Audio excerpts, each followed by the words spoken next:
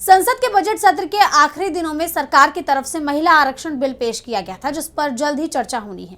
लेकिन चर्चा होने से पहले ही बिल सवालों के घेरे में आ गया।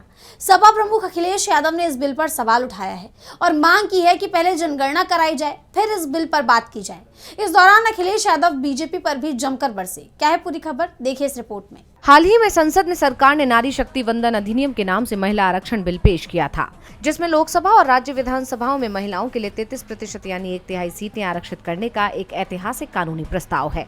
सरकार की तरफ से इसका मकसद राजनीति में महिलाओं की भागीदारी बढ़ाना बताया गया है।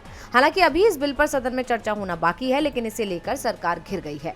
सपा प्रमुख अखिलेश यादव ने महिला आरक्षण से जुड़े प्रस्तावित विधेयक के आधार पर सवाल उठाते हुए कहा कि संसद व राज्य विधानसभाओं में महिलाओं के लिए सीट आरक्षित करने से पहले नई जनगणना पूरी करना जरूरी है। उन्होंने एक्स पर पोस्ट किया कि जब गिनती ही गलत होगी तो आरक्षण कैसे सही होगा। अगर किसी काम को करने की सही मंशा होती है तो शंका नहीं होती।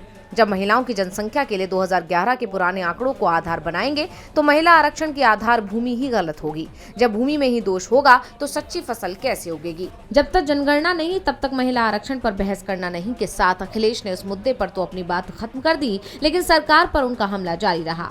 उन्होंने 2027 में होने वाले विधानसभा चुनाव को लेकर बीजेपी को घेरा और दावा किया कि 27 में बीजेपी की विदाई तय है। एक और पोस्ट में उन्होंने कहा कि भाजपा सरकार के कहर की वजह से उत्तर प्रदेश में पीड़ित लोगों की एक नई श्रेणी बन गई है, जिसका नाम है प्रीपेड पीड़ित। पीडीए की संख्या लगातार बढ़ रही है और अब पीडीए में जुड़े ये नए प्रीपेड पीड़ित कह रहे हैं कि चिंता ना करें, बुरे दिन जाने वाले हैं।